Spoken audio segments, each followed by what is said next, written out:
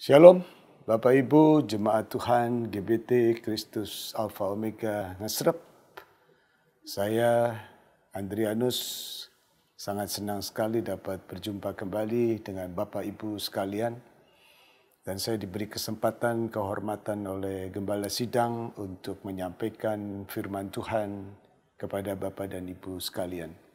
Judul daripada firman Tuhan hari ini adalah Pada Tuhan Harapanku.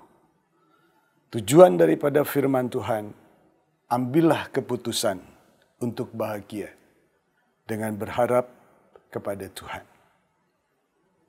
Saudara, kita harus mengambil keputusan untuk bahagia. Jangan menunggu keadaan lebih baik, baru kita bahagia. Karena kalau kita melihat keadaan dunia saat ini, gak mungkin baik. Oleh sebab itu kita ambil keputusan untuk bahagia. Tentunya dengan berharap kepada Tuhan. Kita baca Mazmur pasal 146 ayat yang kelima.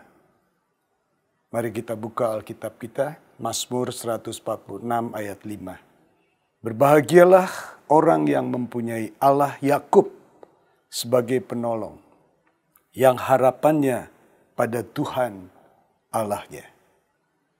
Mazmur 146 ini tidak dicatat siapa penulisnya, tetapi Mazmur ini mengatakan bahwa berbahagialah, how happy, betapa bahagianya orang yang mempunyai Allah Yakub sebagai penolongnya. Yang harapannya, ya, jadi ekspektasinya, harapan yang tidak tergantung kepada orang lain, dan kadang-kadang harapan kita tidak realistis, tapi kita percaya kalau harapan kita sampaikan kepada Tuhan, maka semua yang gak realistis bisa menjadi kenyataan. Kita akan mengeksposisi Kejadian pasal 32 ayat 22 sampai 29. Saya akan bacakan buat Bapak dan Ibu sekalian, tentunya Bapak dan Ibu yang berada di rumah, yang mengikuti online, mendengarkan firman Tuhan. Kita buka Alkitab kita dalam kitab Kejadian pasal 32 ayat 22 sampai dengan ayat 29. Berbunyi demikian, pada malam itu Yakub bangun dan ia membawa kedua istrinya, kedua budaknya perempuan dan ke-11 anaknya dan menyeberang di tempat penyeberangan sungai Yabok. Sesudah ia menyeberangkan mereka, ia menyeberangkan juga segala miliknya. Lalu tinggallah Yakub seorang diri, dan seorang laki-laki bergulat dengan dia sampai fajar menyingsing. Ketika orang itu melihat bahwa ia tidak dapat mengalahkannya, ia memukul sendi pangkal paha Yakub, sehingga sendi pangkal paha itu terpelecok ketika ia bergulat dengan orang itu. Lalu kata orang itu, biarkanlah aku pergi, karena fajar telah menyingsing. Sahut Yakub, aku tidak akan membiarkan engkau pergi jika engkau tidak memberkati aku. Bertanyalah orang itu kepadanya, siapakah namamu? Sahutnya, Yakub. Lalu kata orang itu, namamu tidak akan disebutkan lagi Yakub, tetapi Israel. Sebab engkau telah bergumul melawan Allah dan manusia, dan engkau menang. Bertanyalah Yakub, katakanlah juga namamu. Tetapi sahutnya, mengapa engkau menanyakan namaku? Lalu diberkatinyalah Yakub di situ. Saudara, Kejadian pasal 32 ayat 22 sampai 29, ini adalah kisah Yakub meraih kebahagiaan dan mengatasi rasa takut dengan berharap pada Tuhan. Yakub arti namanya menumit atau membuntuti. Sebab kita tahu bahwa kisah Yakub dan Esau dia saudara kembar. Dan pada waktu Esau dia mau keluar duluan dari rahim ibunya, rupanya Yakub dia enggak suka. Ya, lalu dia menumit atau memegang tumit daripada kakaknya. Membuntutinya. Nah, arti nama Yakub adalah menumit atau membuntuti. Dan konotasi dari nama Yakub adalah penipu, licik, penuh tipu daya, dan menghalalkan segala cara untuk kepentingan sendiri. Nah, rupanya konotasi ini juga menggambarkan manusia yang berdosa pada umumnya. Sebelum dia ditebus oleh darah Kristus, sebelum dosanya dihapus, kira-kira kita ini sama dengan Yakub.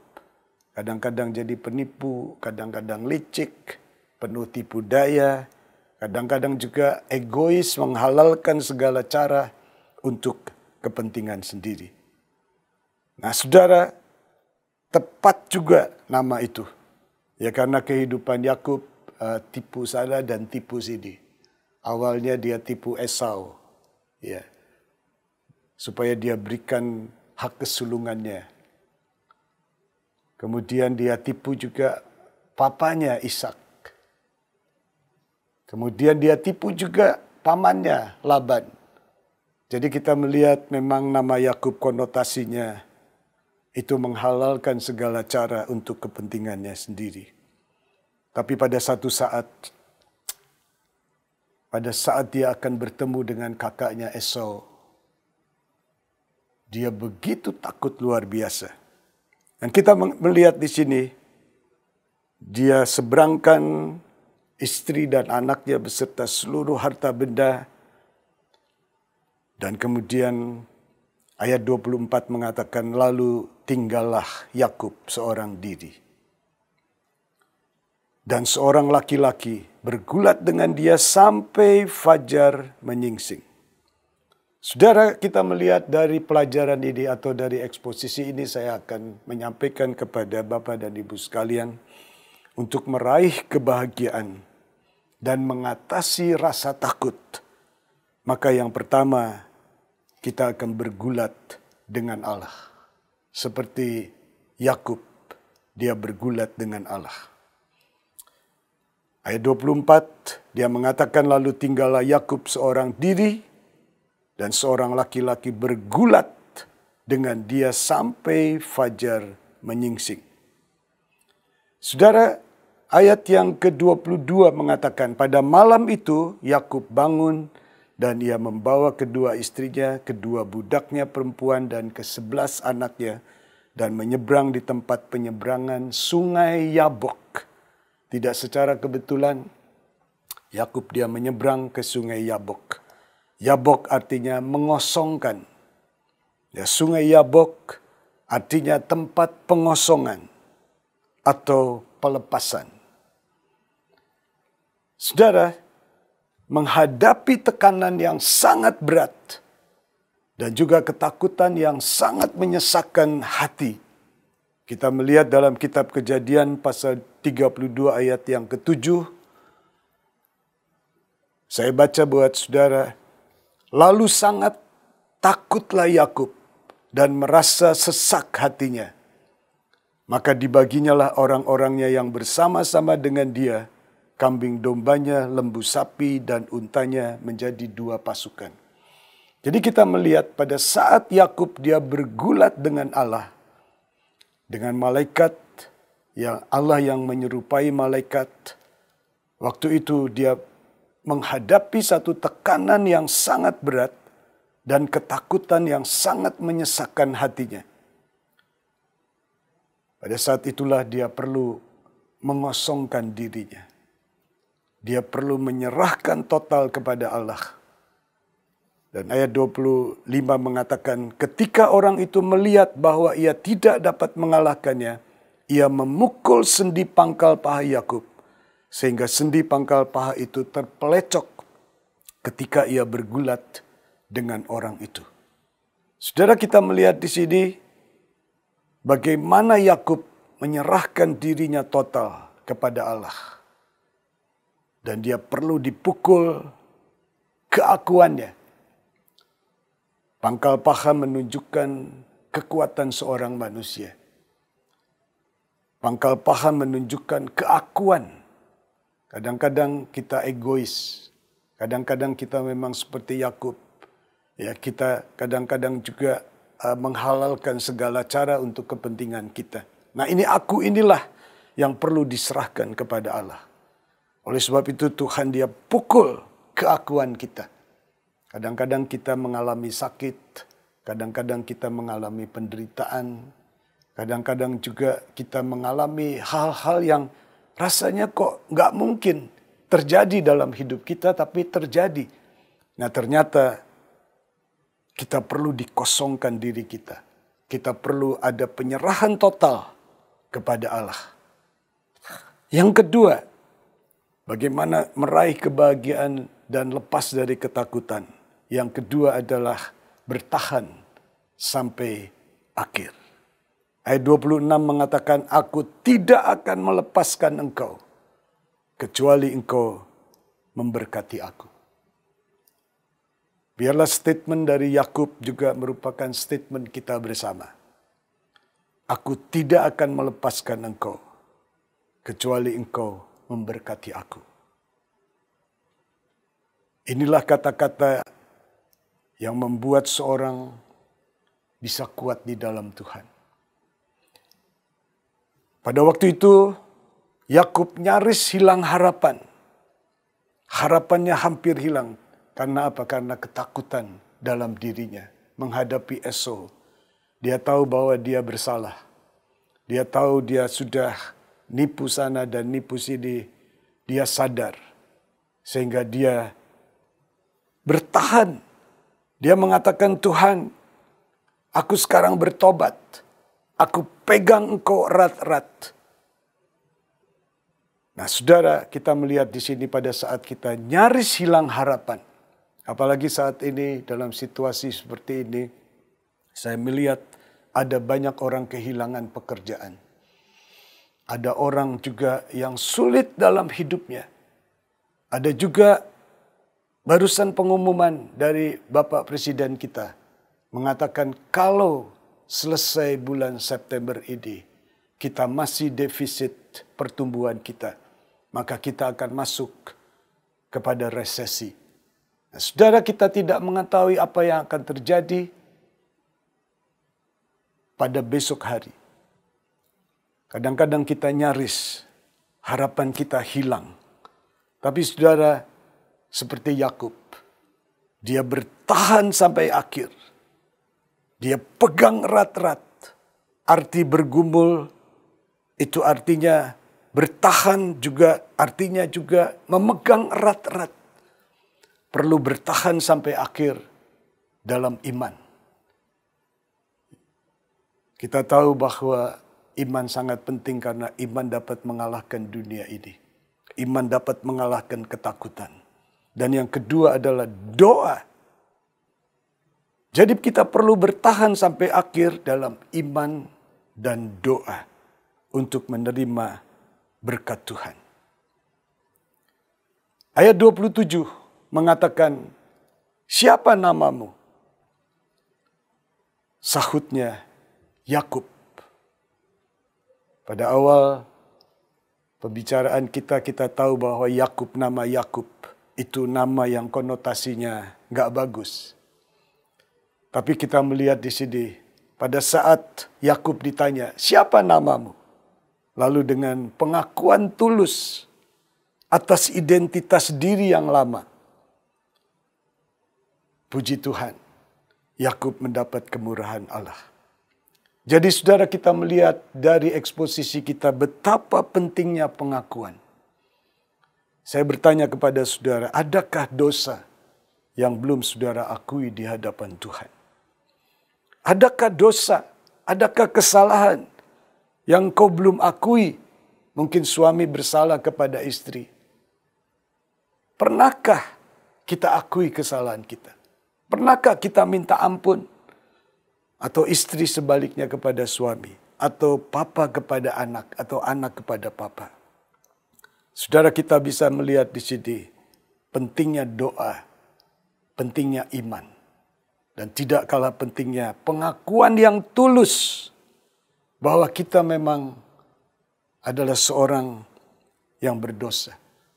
Kita melihat Daud dalam Mazmur pasal 38 ayat 18 dia mengatakan, "Ya, aku mengaku kesalahanku. Aku cemas karena dosaku." Saudara, kita bisa melihat mengapa kita kadang-kadang cemas, mengapa kadang-kadang khawatir, mengapa kita kadang-kadang takut. Sebab masih ada dosa. Ya, suami takut istri, ya karena ada dosa. Istri juga kadang-kadang takut kepada suaminya karena menyimpan dosa. Atau anak juga takut kepada papa dan mama karena dia menyimpan dosa. Tapi dia melihat di sini Daud dia mengatakan, "Ya, aku mengaku kesalahanku. Aku cemas karena dosaku." Biarlah kita juga akan seperti Daud dan Yakub. Dengan pengakuan yang tulus atas identitas diri kita yang lama. Dan kita percaya kita akan mendapat kemurahan Allah. Dan kita melihat memang benar akhirnya Yakub diberkati oleh Tuhan. Yang ketiga, saudara, Allah menang. Kitab Kejadian pasal 32 ayat 28 sampai 29. Ayat 28 mengatakan, "Namamu tidak akan disebut lagi Yakub, tetapi Israel, sebab engkau telah bergumul melawan Allah dan manusia, dan engkau menang." Israel artinya God prevailed, artinya Allah menang. Yakub, identitas yang lama, diubah menjadi identitas yang baru. Dengan arti yang sangat luar biasa, yaitu Allah menang. Biarlah kalau kita meninggalkan identitas kita yang lama, saya percaya Allah akan menang dalam hidup saudara. Allah akan menang dalam pekerjaan saudara. Allah akan menang dalam keluarga saudara. Allah akan menang dalam segala usaha yang saudara lakukan. Saudara, kita melihat dari cerita ini, diawali dengan Anda menang atas manusiamu. Maka Allah menang atas dirimu. Kita melihat di sini ayat 28 mengatakan, "Lalu kata orang itu, namamu tidak akan disebutkan lagi Yakub, tetapi Israel, sebab engkau telah bergumul melawan Allah dan manusia, dan engkau menang." Jadi ternyata untuk kita menerima berkat kita harus mengalahkan manusia kita juga. Dulu. Ya, keakuan kita. Kita seorang yang egois, maunya menang sendiri, maunya weku, semuanya untukku. Ya, kalau bisa semuanya menjadi milik kita. Tapi kita melihat Yakub, dia pegang erat Tuhan, dia berkata, "Aku mengaku, namaku dulu Yakub." Dan kita melihat luar biasa. Nyata berkat dan pertolongan Tuhan. Itulah yang menjamin kebahagiaan. Ayat 29 mengatakan, "Bertanyalah Yakub, katakanlah juga namamu." Tetapi sahutnya, "Mengapa engkau menanyakan namaku?" Jadi kalau buat Tuhan, itu tidak terlalu penting nama. Kalau sekarang diributkan nama Allah, dan saudara, buat Tuhan sebetulnya tidak terlalu penting. Yang penting adalah bagaimana engkau menyerahkan dirimu kepada Allah. Kita melihat ayat 29, bagian yang terakhir. "Lalu diberkatinyalah Yakub di situ." Lalu diberkatinyalah Yakub di situ. Kita melihat akhir dari pergumulan Allah. Dari pergumulan Yakub. Akhir dari Yakub bertahan sampai kepada akhirnya. Akhirnya apa? Akhirnya Allah menang dalam hidupnya. Kalau Allah menang dalam hidupnya Yakub, Yakub diberkati oleh Tuhan. Kita melihat keajaiban yang sangat luar biasa pada saat Yakub dia bertemu dengan Esau. Ya, Tuhan melakukan sesuatu yang sangat luar biasa. Pada waktu Esau dia melihat Yakub, bukannya dia ingin membalas dendam. Tetapi Yakub dia datang kepada Esau. Dia bersujud, tapi Esau dia angkat Yakub. Yakub dipeluk oleh Esau. Dia berkata, adikku. Kita melihat satu pertemuan yang indah. Kalau Allah menang dalam hidup. Tidak ada balas dendam. Tetapi yang ada adalah berkat Tuhan. Hari ini juga kalau saudara ingin bahagia, kalau saudara ingin diberkati oleh Tuhan, yang pertama, saudara harus bergumul dengan Allah. Saudara harus pegang erat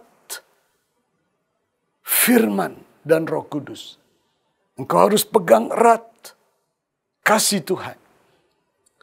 Yang kedua, bertahan sampai akhir. Jangan lepaskan kebahagiaanmu dengan engkau melepas iman. Jangan sampai engkau kehilangan berkat Tuhan. Karena engkau tidak rajin berdoa. Tetapi kita melihat dari kisah eksposisi ini sesuatu yang luar biasa. Yakub diberkati oleh Tuhan. Kata-kata inilah yang menyentuh hati saya.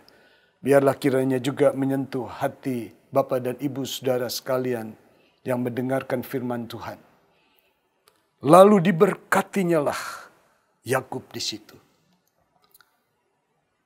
Artinya apa? Artinya ada kebahagiaan. Pada saat Tuhan melakukan sesuatu kepada kita, maka ada berkat. Berkat di dalam keluarga saudara. Berkat di dalam pekerjaan saudara. Oleh sebab itu Daud dia mengatakan, hanya oleh berkat-Mu-lah aku diberkati. Bukan oleh kuat dan gagahku, tetapi hanya oleh berkat Tuhan. Mari saudara, saya mengakhiri firman Tuhan hari ini dengan kita berdoa bersama-sama. Saya ingin mendoakan saudara, adakah saudara yang berbeban berat? Adakah saudara yang merasa saat ini dalam ketakutan? Saudara, hati kita adalah satu tempat yang tidak bisa diisi dengan dua kekuatan. Iman itu adalah kekuatan. Tapi ketakutan itu juga kekuatan. Jadi kalau ada iman di dalam hati kita, maka ketakutan akan hilang. Kalau ada kasih yang merupakan juga kekuatan, tidak ada kebencian dalam hidup kita. Mari kita berdoa. Bapa di sorga, kami bersyukur karena hari ini hamba-Mu bisa menyampaikan firman-Mu di tengah-tengah jemaat GBT Kristus Alpha Omega Ngesrep, meskipun secara online. Tetapi hamba-Mu berdoa untuk jemaat dan juga untuk gembala sidang beserta seluruh pengurus, jajaran pengurus dari GBT Kristus Alpha Omega Ngesrep. Hamba-Mu berdoa biarlah kiranya mereka tetap memegang erat Tuhan. Mereka tetap pegang iman. Mereka juga tetap berdoa terus. Mereka juga akan bertahan sampai kepada akhirnya. Karena Tuhan Yesus, Engkau mengatakan kepada kami semua, setiap orang yang bertahan sampai akhir, maka jiwanya akan diselamatkan. Biarlah Tuhan, hari ini juga hamba-Mu berdoa kiranya Engkau menang, menjadi Allah yang menang di dalam keluarga-keluarga dari jemaat-Mu. Engkau akan menjadi Allah yang menang untuk keluarga Gembala Sidang dan seluruh pengurusnya. Hamba-Mu juga berdoa untuk jemaat yang saat ini berbeban berat dan juga dalam keadaan sakit. Dalam nama Yesus ada kuasa yang menyembuhkan dan memulihkan. Hamba-Mu juga berdoa untuk pemerintah Republik Indonesia, Bapak Presiden dan seluruh jajarannya. Biarlah kiranya Tuhan akan memberkati. Kami bersyukur dan berterima kasih. Biarlah kiranya Tuhan memberkati engkau. Tuhan melindungi engkau. Tuhan akan menyinari engkau dengan wajahnya. Dan Tuhan akan memberikan kasih karunia. Tuhan juga akan menghadapkan wajahnya kepadamu. Dan memberikan damai sejahtera. Mulai hari ini sampai Dia datang kembali. Di dalam nama Tuhan Yesus kami berdoa. Amin. Tuhan memberkati.